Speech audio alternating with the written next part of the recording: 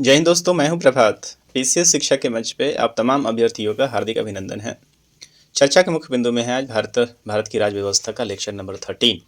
तो 13वें लेक्चर में आज जो हम लोग चर्चा करने जा रहे हैं, अपने चर्चा को मुख्य रूप से आगे बढ़ाने जा रहे हैं। यहाँ हम भाग 1 पे चर्चा कर चुके हैं और उसके अंतर्गत किस तरीके से केंद्र शासित प्रदेशों एवं राज्यों का उद्भव हुआ है उसकी चर्चा कर रहे हैं। और उसी के संदर्भ में ये लगातार अब आप देख रहे हैं कि दूसरा वीडियो है।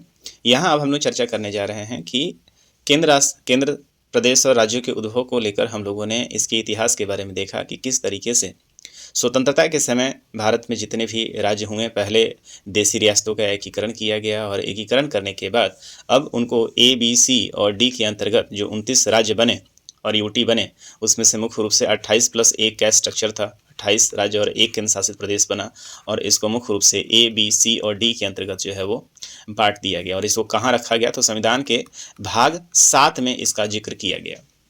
अब यहाँ से बढ़ते हैं हम लोग आगे। हम लोग 1953 तक की कहानी को हम लोगों ने समझ लिया था और हम लोगों ने देखा था इससे पहले कि जो धर कमेटी है उसके सजेशंस क्या थे, जेवीपी कमेटी उसके सजेशंस क्या थे। इन सबों ने इस बात को स्वीकार किया था कि भारत में जो राज्यों का पुनर्गठन है भाषाई आधार पे नहीं किया जा सकता, और यदि भाषाई आधार पे पुनर्गठन किया तो पूरे देश में इस बात की मांग उठने लगेगी और फिर भारत कई टुकड़ों में बंट सकता है। तो आइए समझते हैं इसके आगे अब सरकार के सामने क्या समस्याएं आ गई थी।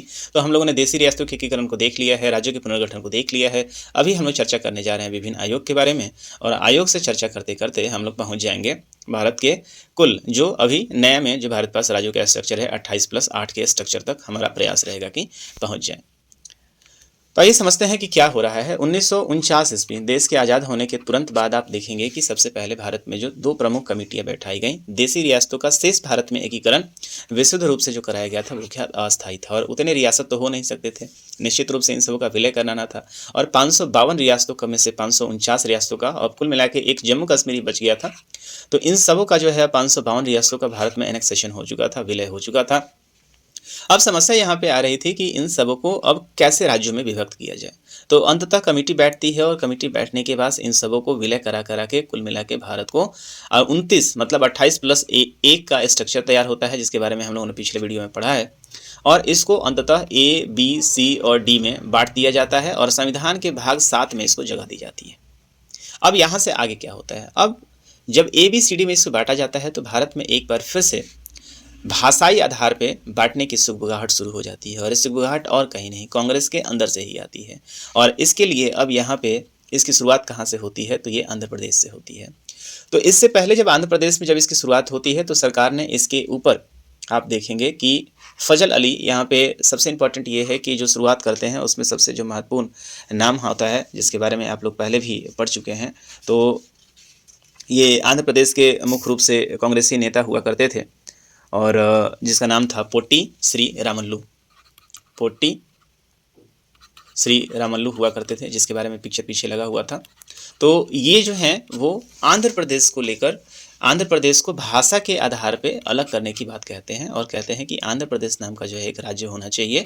और ये राज्य मुख्य रूप से किस चीज़ के लिए होना चाहिए, तो ये तेलुगु भाषा के आधारित एक राज्य का डिमांड करने लगते हैं। सरकार चूँकि पहले ही डिक्लाइन कर चुकी होती है कि भाषा के आधार पर जो है वो राज्य नहीं बनाया जा सकता, बावजूद उसके सरकार अपने स्टैंड पे रहती है। उनको पता था कि यदि इस डिमांड को मान लिया गया तो पूरे देश में ऐसी मांग उठने लगेगी और भारत विविधताओं का देश है। ऐसे में एक राज्य एक भाषा का जो सिद्धांत है उसको ये लोग अपनाना चाहते थे। लेकिन अंततः होता क्या है कि 56 दिनों के बाद आप देखेंगे कि 1952 ईस्वी में 1952 में जो आंदोलन ये शुरू होता है, अपने 56 दिनों के बाद मुख्य रूप से श्री रामल्लू साहब जो है उनका हो जाता है देहांत। ये भूख हड़ताल पे बैठे हुए होते हैं और अंततः हो जाता क्या है, देहांत हो जाता है। इसके कारण आंध्र प्रदेश क्षेत्र जो मुख्य रूप से हैदराबाद के नॉर्थ वाला जो आप क्षेत्र देख रहे हैं, यहाँ बहुत ही बड़े स्तर पे क्या होता है, विद्रोह शुरू हो जाता है और अंततः सरकार को झुकना पड़ता है। और झुकने के कारण आप देखेंगे कि 1953 ईस्वी में ही भाषा के आधार पे, जहाँ दोनों कमेटियों ने रिकमेंडेड नहीं किया था, उसके बावजूद भी भाषा के विद्रोह को देखते हुए, चूँकि देश अभी तुरंत आज़ाद हुआ था, ऐसे में जो पूरी देश थी ये बहुत लंबे समय तक किसी विद्रोह को नहीं झेल सकती थी और अंततः सरकार को यहाँ झुकना पड़ा। और 1953 ईस्वी में भारत के लिए भाषाई आधार पर बनने वाला पहला राज्य जो है वो बन जाता है, जिसका नाम होता है आंध्र प्रदेश। इस बात को आप याद रखेंगे कि आंध्र प्रदेश का गठन जो है वो 1 अक्टूबर 1953 को हो जाता है। इस बात को आप याद रखेंगे, 1 अक्टूबर 1953 ईस्वी को किसका गठन हो जाता है, तो आंध्र प्रदेश का जो है वो गठन हो जाता है। अब जैसे ही आंध्र प्रदेश का गठन हो जाता है उसके बाद, और ये किसके लिए होता है, तेलुगु भाषियों के लिए होता है। अब ऐसे पूरे भारत में आप देखेंगे कई मेजर ऐसे जो है भाषी थे, जैसे कन्नड़ अब अपना डिमांड करना शुरू कर देंगे, उसके बाद मलयाली अपना डिमांड करना शुरू कर देंगे।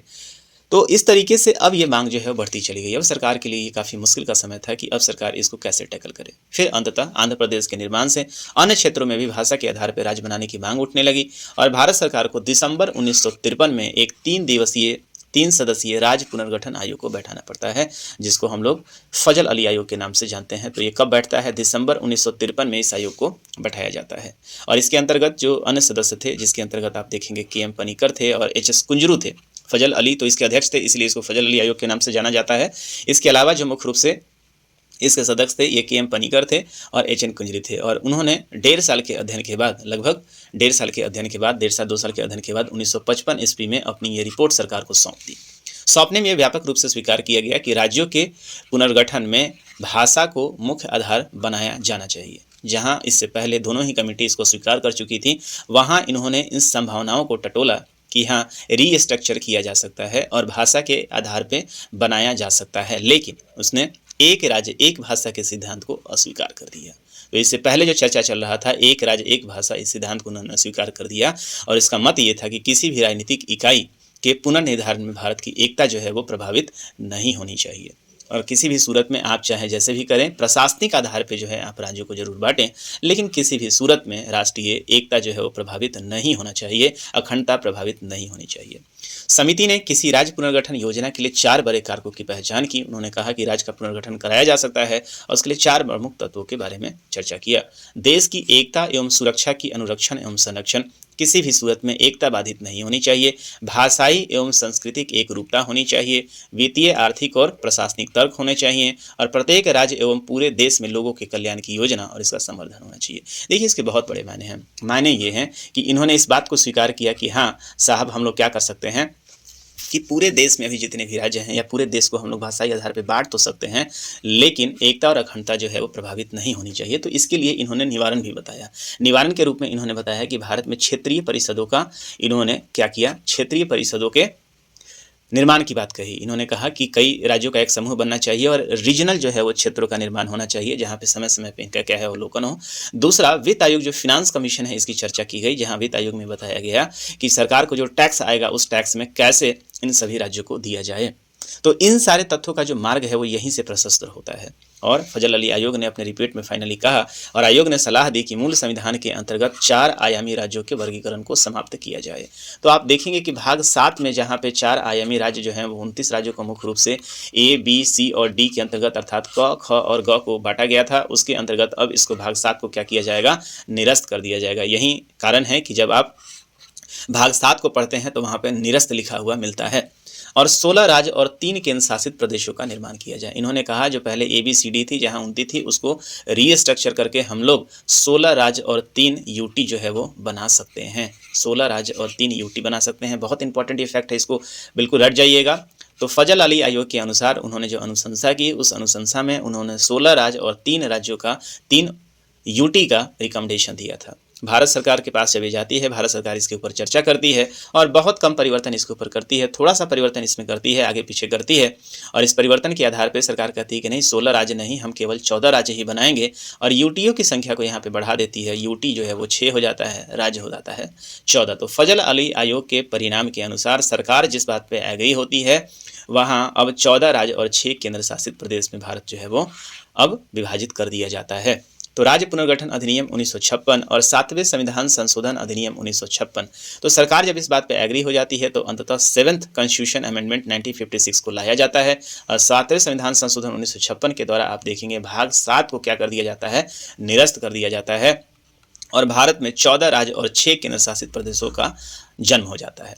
इससे कुछ को पड़ोसी राज्यों के साथ मिला दिया जाता है और कुछ को संघ शासित क्षेत्रों के तौर पर स्थापित किया जाता है और अंततः 1 नवंबर 1956 को 14 राज्य और 6 केंद्र शासित प्रदेशों का गठन किया जाता है। मल्टीपल टाइम्स ये किसी भी एग्जामिनेशन में पूछा गया है कि भारत में जब फजल अली आयोग रिकमेंडेशन किया गया था राज्य, जिसको हम लोग राज्य पुनर्गठन आयोग कहते हैं, उस समय 14 राज्य और 6 केंद्र शासित प्रदेश थे। मल्टीपल टाइम्स, हालांकि पीवाईक्यू हम लोग डिस्कस करेंगे, वहाँ पर ऐसे प्रश्नों को देखिएगा, नंबर ऑफ क्वेश्चंस पूछे गए हैं। और आज ये 14 राज्य कितने में कन्वर्ट हो गए हैं? 28 राज्य में कन्वर्ट हो गए हैं। और यूटी की संख्या 6 से कितनी हो गई है? अब 8 हो गई है। तो अब यहाँ से हम लोग इसी चर्चा पे चलेंगे कि हम लोग 14 + 6, अब कैसे सीक्वेंस चला है जरा देखें। पहले 552 रियासतें थी, उसके बाद हम लोग कहाँ पहुँचे? 29 राज्य पे पहुँचे। 29 राज्य को भी हम लोग ABCD में बांट लेते हैं। फिर 29 राज्य से फिर आगे पढ़ते हैं। यहाँ पे ब्रेकिंग पॉइंट क्या था? 1952 में आप देखेंगे कि किसका निर्माण हो जाता है? तो आंध्र प्रदेश का निर्माण हो जाता है। और उसके बाद आप देखेंगे 1953 में फिर फजल आयोग को लाया जाता है और अंततः 1956 में जो है इसको लागू कर दिया जाता है। और यहाँ से 14 + 6 का हमें स्ट्रक्चर मिलता है। इन्होंने अनुशंसा कितने की दी थी? तो 16 + 3 का अनुशंसा इन्होंने दिया था। सरकार ने स्वीकार कितना किया? 14 + 6। आइए देखते हैं, आगे देखते हैं। तो ये जो है हमारे पास अब जो है वो कौन कौन से राज्य थे, जरा इसको देखें जिसको मान्यता दिया गया। सबसे पहले चूंकि आंध्र प्रदेश ऑलरेडी 1953 जो है वो अस्तित्व में आ चुका था, 1952 में ऑलरेडी उसका 1 अक्टूबर 1953 में जो है वो ऑलरेडी गठित हो गया था। 52 नहीं, 53 आप कहिएगा उसको, 1953 में ऑलरेडी गठित हो गया था। इसके बाद असम आता है, बिहार है, बम्बई है, जम्मू कश्मीर है, केरल है, मध्य प्रदेश है, मद्रास है, मैसूर है, उड़ीसा है, पंजाब है, राजस्थान, उत्तर प्रदेश, पश्चिम बंगाल। और जो 6 केंद्र शासित प्रदेश है कौन कौन से हैं? अंडमान निकोबार, दिल्ली, हिमाचल प्रदेश, लक्षद्वीप जिसको लक्षद्वीप कहा जाता है, मणिपुर और त्रिपुरा। अब देखिए ये बटेंगे कहाँ कहाँ, इसके बारे में हम लोग चर्चा करेंगे आगे। तो कौन राज्य में कन्वर्ट हो जाएगा, कौन यूटी बनेगा, जरा देखें आप यहाँ पे। असम से कई सारे राज्य निकल जाएंगे। उसके बाद आप देखिए बम्बई बाद में किस में कन्वर्ट हो जाएगा? तो बम्बई बाद में गुजरात और महाराष्ट्र में कन्वर्ट हो जाएगा। JNK अभी आज देखें कि 2 यूटी में कन्वर्ट हो चुका है। केरल जो है वो अपने जगह को बनाए रखेगा। मध्य प्रदेश जो है वो अपनी जगह से, मध्य प्रदेश से भी आप देखेंगे यहाँ से एक राज्य आपको निकलता हुआ नजर आ जाएगा, है ना। उसके बाद आप देखिए मद्रास जो है ये चेन्नई का रूप ले लेगा। मैसूर जो है वो किस में कन्वर्ट हो जाएगा? कर्नाटक में कन्वर्ट हो जाएगा। उड़ीसा तो उड़ीसा ठीक है, उड़ीसा में कोई चेंज नहीं रहता है। पंजाब में भी बंटवारा होगा और पंजाब से ही आप देखेंगे कौन निकल जाएगा? हरियाणा निकल जाएगा। फिर उसके बाद आप देखेंगे राजस्थान अपनी जगह पे रहेगा। उत्तर प्रदेश से उत्तराखंड का विलय निकल जाएगा। पश्चिम बंगाल ठीक है, और ये अंडमान निकोबार, दिल्ली जो है आज के डेट में भी यूटी है। हिमाचल प्रदेश अपना स्थान बनाए रखेगा। लक्षद्वीप जो है यूटी में कन्वर्ट हो जाएगा। मणिपुर और त्रिपुरा क्या बन जाएंगे? ये अपने स्वतंत्र राज्य के रूप में कन्वर्ट हो जाएंगे। तो इसी की ये पूरी कहानी है जिसके बारे में हम लोग चर्चा करने जा रहे हैं। बहुत ही शानदार ये विश्लेषण होगा, आप बिल्कुल ही देखते रहिए। आइए समझते हैं। त्रावणकोर तथा मद्रास राज्य के मालाबार तथा दक्षिण कन्नड़ के कसरगोड़े को मिलाकर एक नया राज्य बना दिया जाता है केरल। तो भारत का ये वाला जो हिस्सा था जहाँ पे आप देखेंगे पहले जो है वो यहाँ पे ये वाला हिस्सा जो है वो त्रावणकोर तथा मद्रास राज्य जो है यहाँ पे हुआ करता था। तो इसका मालाबार तथा दक्षिण जो कन्नड़ तट था उसको मिलाकर एक नया राज्य बना दिया जाता है। इसको क्या कहते हैं? हम केरल कहते हैं। इस अधिनियम में हैदराबाद राज्य के तेलुगु भाषी क्षेत्रों को आंध्र राज्य को में मिलाकर एक नए राज्य का आंध्र प्रदेश की स्थापना किया जाता है। तो जिसके लिए आप देख रहे हैं तेलुगु वाले क्षेत्र के लिए ऑलरेडी आंध्र प्रदेश का स्थापना हो चुका है। इसी प्रकार मध्य भारत जो कहा जाता था, जो पहले विंध्य प्रदेश राज्य होता था, इसके अंतर्गत भोपाल राज्य को मिला दिया जाता है। और किसका जन्म होता है? मध्य प्रदेश का जन्म होता है। इस सौराष्ट्र और कच्छ वाले राज्य को किसके साथ मर्ज कर दिया जाता है? बॉम्बे राज्य के साथ मर्ज कर दिया जाता है। बाद में सौराष्ट्र कच्छ जो है वो गुजरात के साथ चले जाएंगे। कुर्ग राज्य और मैसूर राज्य में पटियाला और पूर्वी पंजाब को, कुर्ग राज्य को मैसूर में विलय करा दिया जाता है। पटियाला को पूर्वी पंजाब में, तथा पंजाब राज्य तथा अजमेर राज्य को किस में कर दिया जाता है? राजस्थान में कर दिया जाता है।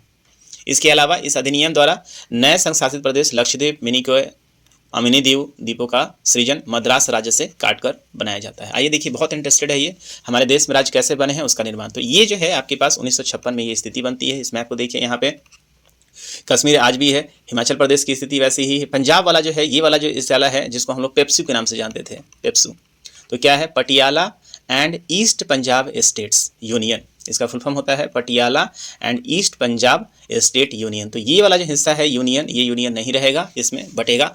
राजस्थान के अंतर्गत मैंने आपको बताया था कि अजमेर वाले क्षेत्र को मिला दिया जाता है। जो मध्य भारत था और भोपाल था, इसी को बाद में जोड़ के क्या बना दिया जाता है? मध्य प्रदेश। कच्छ और सौराष्ट्र ये जोड़ के पूरा एरिया क्या बन जाएगा?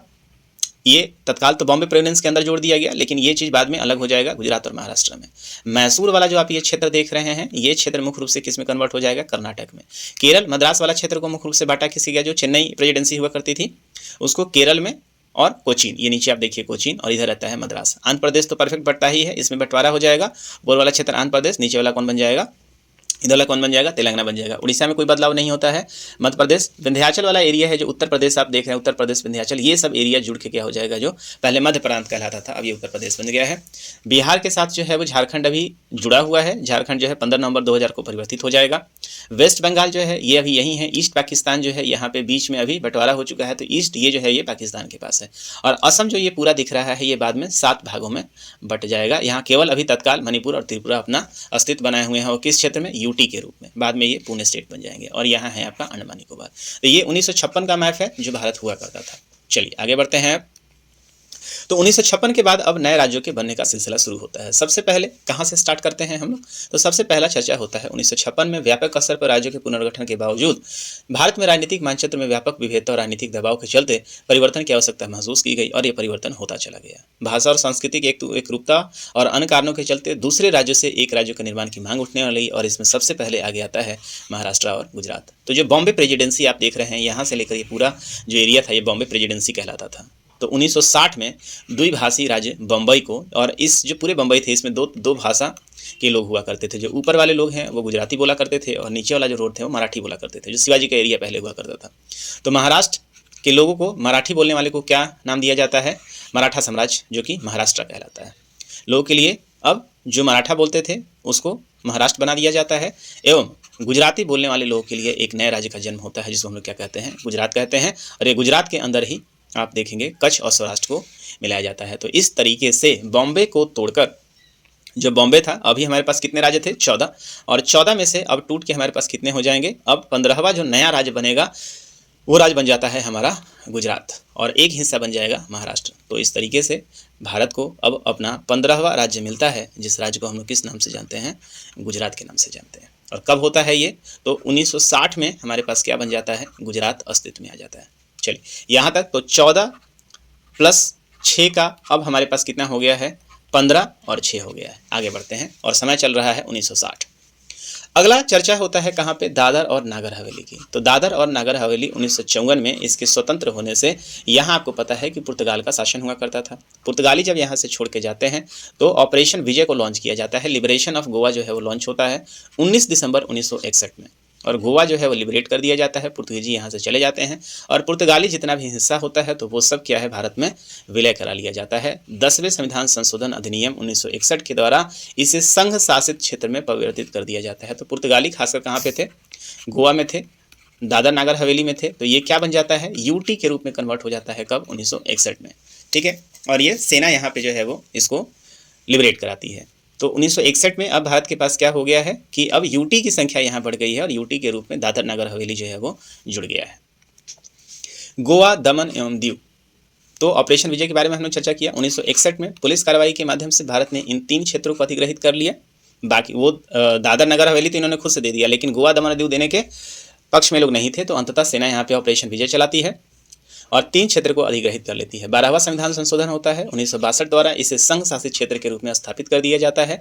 और तो ये इनिशियल में क्या बनते हैं, ये यूटी ही बनते हैं। गोवा, दमन और दीव जो है यूटी बनते हैं। हालांकि दमन और दीव तो आज भी यूटी के रूप में है, लेकिन 1987 में गोवा जो है वो क्या हो जाता है, लिबरेशन ऑफ गोवा 1961 में होता है, लेकिन 1987 में गोवा को क्या बन जाता है, ये एक प्रमुख राज्य के रूप में जो है इसे मान्यता मिल जाती है, स्वतंत्र राज्य बन जाता है। इस तरह दमन और दीव को पृथक केंद्र शासित प्रदेश बना दिया जाता है। तो 1961 में आप देखेंगे अभी राज्य नहीं बढ़े हैं, अभी सिर्फ यूटी बढ़ रहा है। आगे बढ़ते हैं, पुदुचेरी के बारे में देखिए। पुदुचेरी की अपनी एक स्पेशलिटी है। तो पुदुचेरी किसके क्षेत्र में था, तो पुदुचेरी का क्षेत्र पूर्व फ्रांसीसियों के पास में था। गोवा वाला किसके पास था, पुर्तगालियों के पास में था। तो पुदुचेरी क्षेत्र जो है वो पूर्व फ्रांसीसी गठन का स्वरूप होता है, जिसमें भारत में पुदुचेरी, अब देखिए पुदुचेरी कोई एक जगह नहीं है। पुदुचेरी के जो है वो मुख्य रूप से जो फ्रांसीसी यहाँ रहते थे, कहाँ कहाँ थे, एक इनका क्षेत्र था यमन, जो आंध्र प्रदेश में है उस समय, मतलब जब था तो ये आंध्र प्रदेश का क्षेत्र है। यनम केवल 30 किलोमीटर स्क्वायर का एरिया था। उसके बाद देखिए पुदुचेरी, ये जो नाम है पुदुचेरी 293 किलोमीटर है। कहाँ पे है ये, तो ये तमिलनाडु का क्षेत्र है। कराईकल तमिलनाडु का क्षेत्र है, और माहे जो है वो कहाँ है, केरला का क्षेत्र है।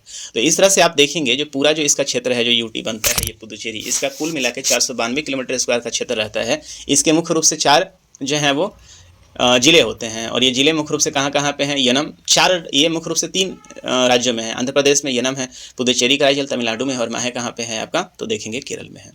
तो इस तरीके से आप देखेंगे कि फ्रेंच कॉलोनी से जो है अभी से इंडिपेंडेंट मिल जाता है। कब मिलता है, तो transfer to the India on 16 August 1962।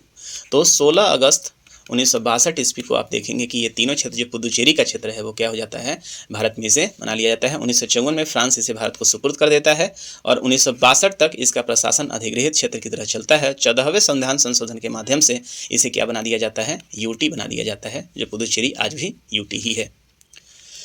Nagaland, अब बात करते हैं नागालैंड। नागालैंड जो है वो 1963 ईस्वी में नागा पहाड़ी और असम के बाहर के त्योंसांग क्षेत्रों को मिलाकर एक नागालैंड राज्य का निर्माण किया जाता है, गठन किया जाता है। कब? 1963 में। और ऐसा नागा आंदोलनकारियों की संतुष्टि के लिए किया जाता है। यहाँ पे काफ़ी ज़्यादा रिविलियंस चल रहे हैं और नागालैंड को भारतीय संघ में 16वें राज्य के रूप में 1961 में देने से पूर्व 1961 में असम के राज्यपाल के नियंत्रण में रखा गया था। तो नागालैंड तो खैर आज भी आप देखेंगे विद्रोह का एक प्रमुख हिस्सा बना रहता है, इसकी एक लंबी कहानी है। लेकिन तत्काल हम देखेंगे यहाँ पे सिर्फ आप देखिए 15वां जो राज्य कौन बनता है, 1960 में राज्य की बात कर रहे हैं तो ये बनता है गुजरात। 16वां जो हमारा राज्य बनता है वो कौन बनता है, 1963 में, इसको याद रखेंगे। 1963 में कौन सा बनता है हमारे पास, तो नागालैंड 1963 में इसका जन्म हो जाता है। नागालैंड की कहानी एक अलग कहानी है, इसके बारे में चर्चा किसी और वीडियो में करेंगे। तत्काल आप ये समझिए कि 16वां राज्य के रूप में कौन बन जाता है 1963 में, तो वो बनता है नागालैंड। अब देखिए 15वां हम लोग चर्चा कर लिए, 15वां कौन है, गुजरात 1960। 16वां जो है कौन सा है, नागालैंड है, और वो कब होता है 1963, है ना। अब चलते हैं हम लोग आगे चलते हैं हरियाणा, चंडीगढ़ और हिमाचल प्रदेश, ये 3 राज्यों की अब चर्चा करते हैं। 1966 का समय आ जाता है। पंजाब राज्य जो कि यूनियन पेप्सी के नाम से जाना जाता था, पेप्सी हमने मैप में यहाँ पे देखा था, है ना, पटियाला ईस्ट पंजाब जो एसोसिएशन यूनियन आप देख रहे थे, स्टेट यूनियंस जो देखे हम लोग, पेप्सी। अब यहाँ चर्चा होगा। तो अब यहीं से जो पंजाब राज्य है, पंजाब राज्य से भारतीय संघ के रूप में अब 17वां राज्य जो है हरियाणा और केंद्र शासित प्रदेश चंडीगढ़ का गठन हो जाएगा। तो यहाँ से अब बनता है 1966 का समय हो जाता है और 17वां जो राज्य हमारा बनता है वो कौन बनता है, हरियाणा। और हरियाणा कब बनता है 1966 में। और इसी के साथ यहाँ पे एक यूटी का भी जन्म होता है, जो होता है चंडीगढ़, और आज भी जो है वो चंडीगढ़ यूटी के रूप में है। इसके बाद आप देखेंगे यहीं से सिखों के लिए एक पृथक सिंह गृह राज्य, जिसका पूरा पंजाब की मांग उठने लगती है। यह मांग अकाली दल नेता मास्टर तारा सिंह उठाते हैं। शाही योग 1966 की सिफारिश पर पंजाबी भाषा क्षेत्र के लिए पंजाब राज्य एवं हिंदी क्षेत्र के लिए हरियाणा राज्य का स्थापना किया जाता है। तो इस तरीके से आप देखेंगे कि जो पंजाब वाला पूरा यूनियन था, उसका जो बचा हुआ हिस्सा है वो पंजाब रह जाता है, जो पंजाबी बोलते थे, और इसी में से जो हिंदी भाषा बोलने वाले लोग थे वो कौन बन जाते हैं, हरियाणवी बन जाते हैं, जो कि 17वें राज्य के रूप में एग्जिस्ट होता है। और पेप्सी का जो एग्जिस्ट था वो जो है वो समाप्त हो जाता है। इसी के साथ आप देखेंगे जो 18वां जो हमारा राज्य बनता है वो राज्य बनता है हमारा कौन सा, हिमाचल प्रदेश। हिमाचल प्रदेश 1971 में इसको पूर्ण राज्य का दर्जा दिया जाता है और ये 18वें राज्य के रूप में भारत में क्या होता है, तो 1971 में कौन आ जाता है हमारे पास, हिमाचल प्रदेश आ जाता है। तो एक बार फिर से रिकैप कर लें ताकि आपको याद रहे। 15वां जो है वो राज्य कौन बनता है, तो ये गुजरात बनता है। 16वां जो राज्य है हमारे पास कौन बनता है, तो ये नागालैंड बनता है। 17वां राज्य जो है हमारे पास कौन बन रहा है, तो ये आपका हरियाणा है। 18वां राज्य हमारा कौन बन जाता है, तो ये हिमाचल प्रदेश है। इस चीज़ को याद रखेंगे। ये कहानी जो है 1960 की है, नागालैंड वाला 1963 का है। उसके बाद आप देखेंगे कि ये सिलसिला चलता रहता है। 17वें राज्य के रूप में आपका देखेंगे कि हरियाणा का जन्म हो जाता है ना। तो हरियाणा का जन्म आप यहाँ पे 1971 में देख रहे हैं। 1971 में जो है वो आपका हरियाणा 1966 में, करेक्शन 1966 में हो जाता है और हिमाचल प्रदेश जो है 1971 में है। तो हम लोग 18 राज्य तक पहुंच चुके हैं। आगे बढ़ते हैं। तो ये देखिए पेप्सी के बारे में जो मैंने आपको बताया था कि पेप्सी किस तरह से, तो ये जो है पेप्सी के साथ ही आप देखिए ये वाला जो इसका पूर्वी हिस्सा था ये हिमाचल प्रदेश था, ये वाला हिस्सा आपका बिलासपुर था, ये पंजाब था, ये पेप्सी स्टेट था, और यहाँ पे क्या था, दिल्ली। ये 51 की स्थिति है। 54 में ये स्थिति होती है। 56 में मैंने बोला कि ये स्थिति है, और 1966 में मैंने आपको बताया कि पंजाब जो है ये वाला हिस्सा पंजाबियों के लिए रह जाता है, ऊपर वाला हिस्सा हिमाचल प्रदेश को दे दिया जाता है, और इसका नीचे वाला जो हिस्सा है जो हिंदी बोलने वाले थे वो हरियाणा को दिया जाता है। दिल्ली यहाँ रहता है, और चंडीगढ़ जो है वो यूटी के रूप में यहाँ पे विद्यमान है। अब बारी आती है पूर्वी क्षेत्रों में। पूर्वी क्षेत्र में अब आप देखिएगा कि मणिपुर और त्रिपुरा जो पहले यूटी के रूप में, ये मणिपुर है, ये त्रिपुरा है, और ये पूरा क्षेत्र जो है वो आसाम बना हुआ था। तो मणिपुर, त्रिपुरा और यहाँ से 1972 ईस्वी में आप देखेंगे 1972 में 3 राज्यों को मान्यता मिल जाती है। मणिपुर, त्रिपुरा जो पहले यूटी थे उनको मान्यता मिल जाती है, साथ साथ आप देखेंगे मेघालय को मान्यता मिल जाती है। तो इसके पहले मैंने आपको बताया था नागालैंड तो पहले से ही बना हुआ था, है ना। नागालैंड 1963 में ऑलरेडी आ गया था और अब 1972 ईस्वी में जो आप देखेंगे असम स्टेट के अलावा यहाँ पे 3 राज्य बन जाते हैं, मेघालय, मणिपुर और त्रिपुरा। तो अभी तक हमने 18 राज्य की चर्चा की थी, अब यहाँ पे हमारे पास कितना हो जाता है, अब 21 हो जा रहा है। जरा देखिए यहाँ पे 1972 में पूर्वोत्तर भारत के राजनीतिक मानचित्र में परिवर्तन आता है। 2 केंद्र शासित प्रदेश मणिपुर और त्रिपुरा, उपराज्य मेघालय को राज्य का दर्जा मिल जाता है और 2 यूटी मिजोरम और अरुणाचल प्रदेश, जिसे पूर्वोत्तर सीमांत एजेंसी नेफा के नाम से पहले जाना जाता था, इसको याद रखिएगा, पूर्वोत्तर सीमांत नॉर्थ ईस्ट फ्रंटियर एजेंसी के नाम से जाना जाता था। मिजोरम और अरुणाचल प्रदेश भी अस्तित्व में यहाँ पे आते हैं। और भारतीय संघ में अब राज्यों की संख्या कितनी हो गई है, 21 हो गई है। तो आप देखेंगे मणिपुर जो है वो 19वां बनता है, इसके अलावा त्रिपुरा जो है वो 20वां बनता है और मेघालय कौन सा बनता है, 21वां राज्य बन जाता है। और 22वें संविधान संशोधन के माध्यम से आप देखेंगे 1969 के द्वारा मेघालय को स्वायत्त शासी राज्य भी बना दिया जाता है ना। तो 1969 में तो ये असम के उपराज्य के रूप में जाना जाता है, जिसका अपना मंत्रिपरिषद था और मेघालय के लोगों का महत्वाकांक्षी पूर्ति नहीं कर पाया। मिजोरम और अरुणाचल प्रदेश संघ शासित प्रदेश के रूप में असम क्षेत्र में। तो इसके अलावा अभी कौन बचा हुआ है, मिजोरम बचा हुआ है और अरुणाचल प्रदेश बचा हुआ है, ये भी यूटी के रूप में काम कर रहे हैं, इनको भी बाद में दर्जा मिल जाएगा। अब चर्चा करते हैं हम लोग सिक्किम की। अभी तक हम लोग कितने राज्यों तक पहुँच गए हैं, तो अब हमारे पास पहले हम लोग 15, फिर हम लोग 3 पे पहुँचे, अब हम लोग 4 पहुँच गए हैं, मतलब 18 4 22 हो गया है। अब यहाँ पे हम लोग 23वां राज्य अब हमें यहाँ पे मिलेगा। तो सिक्किम 1947 तक सिक्किम भारत का एक शाही राज्य हुआ करता था, जहाँ पे चोग्याल का शासन था, मतलब राजा थे यहाँ पे। 1947 में ब्रिटिश शासन समाप्त होने पर सिक्किम को भारत द्वारा रक्षित किया गया था और इसके दबाव में आप देखेंगे कि 1974 ईस्वी में सिक्किम ने भारत के प्रति अपनी इच्छा दर्शाई कि अब हम लोग विलय करा लेना चाहते हैं और अंततः 35वां संविधान संशोधन 1974 के माध्यम से सिक्किम को जो है वो क्या बना दिया जाता है, भारत को अपना हिस्सा बना दिया जाता है। तो इस तरीके से आप देखेंगे कि सिक्किम जो है वो भी 1974 का, लेकिन 1975 में आप देखेंगे कि सिक्किम जो है अब हमारे पास क्या बन जाता है, अब ये राज्य हमारे अंदर हो जाता है और इस तरह से सिक्किम जो है वो हमारे पास कौन सा राज्य बन जाता है, 23वां राज्य बन जाता है। तो चलिए हम लोग कहानी कहाँ तक पहुँच गए, 23 तक, और समय क्या हो चला है 1975। आगे बढ़ते हैं और इसके लिए अनुच्छेद 2 क का सहारा लिया जाता है। तो इसके बारे में 1975 में जनमत, तो सिक्किम के बारे में हम लोग ऑलरेडी पढ़ चुके हैं। 1975 में इसे 22वां राज्य का दर्जा मिल जाता है और इसके लिए अनुच्छेद 71 च को जोड़ा जाता है इसमें। और इसमें जो संशोधन है, चूँकि भारत का हिस्सा नहीं था, ये विलय होता है, तो अनुच्छेद 2 में मैंने चर्चा किया था कि इसके लिए अमेंडमेंट किया जाता है और 2 क को जोड़ा जाता है। आगे बढ़ते हैं। अब यहाँ पे हमारे पास राज्य अभी तक देखिए कितने मिल चुके हैं हमारे पास, अभी तक हमारे पास 22 राज्य मिल चुके हैं। अब चर्चा करते हैं मिजोरम, अरुणाचल प्रदेश और गोवा। तो मिजोरम और अरुणाचल प्रदेश जब नॉर्थ ईस्ट का हमने चर्चा कर लिया था, तो वहाँ मैंने देखा नागालैंड को मिल चुका था, त्रिपुरा को मिल चुका था, है ना। अब यहाँ पे मैंने चर्चा किया था कि अरुणाचल प्रदेश और मिजोरम को उस समय यूटी का दर्जा मिला था, तो अब इनको भी क्या मिल जाता है, अब स्टेट का दर्जा मिल जाता है। और जो गोवा जो 1987 में, जो 1961 में लिबरेट हुआ था, उससे भी अब राज्य का दर्जा मिल जाता है। ठीक है, तो इस तरीके से हमारे पास 23वें, 24वें और 25वें राज्य का भी जगह जो है वो मिल जाता है। और ये कब होता है, तो 1987 में भारतीय संघ में 3 नए राज्य जोड़ दिए जाते हैं। ये कब की घटना है, तो 1987 में आपको याद रखिएगा 3 राज्य जो हैं जोड़े जाते हैं। मिजोरम को जोड़ दिया जाता है, अरुणाचल प्रदेश को जोड़ दिया जाता है, तो संख्या जो हमारे पास 22 थी, और गोवा को जोड़ा जाता है। तो 22 और 3 अब हमारे पास कितने राज्य हो जाते हैं, 25 राज्य हैं अब हमारे पास हो चुके हैं। ये देखिए अरुणाचल प्रदेश को फ्री स्टेट कर दिया जाता है, नागालैंड यहाँ पे है, मणिपुर यहाँ पे आ चुका है, मिजोरम यहाँ पे आ चुका है, और यहाँ पे देखिए अब मेघालय जो है वो आ चुका है। तो ऑलमोस्ट नॉर्थ ईस्ट और सिक्किम बन ही चुका है। तो सिक्किम में 1 2 3 4 5 6 और असम को देख लिए 7। तो 7 सिस्टर का जो ये अवधारणा आप देख रहे हैं वो यहाँ पे पूरा होता हुआ नजर आ जा रहा है। 1972 में अरुणाचल प्रदेश को भी 1972 में शामिल कर लिया जाता है। तो इस तरीके से आप देखिएगा 1987 आते आते अब हमारे पास राज्य कितने हो गए हैं, 25 हो गए हैं। आगे देखते हैं। और अब अंतिम जो यहाँ पे हमारे पास राज्य जुड़ता है वो सन 2000 में जुड़ता है। और 2000 में आप देखेंगे कौन कौन से जुड़ते हैं, तो उत्तर प्रदेश से जो है वो कौन सा अलग होता है, उत्तराखंड। उत्तर प्रदेश से कौन सा बन जाता है, उत्तराखंड बनता है। तो ये तीनों राज्य भारत के तो आप देखेंगे। और एमपी से जो है वो मध्य प्रदेश से कौन बनता है, छत्तीसगढ़। और बिहार से निकल कर कौन आ जाता है, तो वो बनता है झारखंड। ठीक है, तो इस तरीके से आप देखेंगे कि ये 26वें राज्य के रूप में अस्तित्व में आता है। एमपी से निकलकर कौन सा, छत्तीसगढ़। दूसरा जो है उत्तराखंड जो है वो कहाँ से निकलता है, उत्तर प्रदेश से, ये 27वां राज्य बनता है। और 28वें राज्य के रूप में आप देखेंगे कि झारखंड बनता है, ये 28वां राज्य बनता है। तो ये 15 नवंबर, चूँकि बिरसा मुंडा का ये जयंती होता है, तो 15 नवंबर 2000 को झारखंड अस्तित्व में आ जाता है। उत्तराखंड का याद रखिएगा, उत्तराखंड दिवस जो है वो 9 नवंबर को बनाया जाता है, 2000 ही वर्ष रहता है। और 26 जो आपका ये 26वां राज्य बनता है, ये 1 नवंबर को बनता है।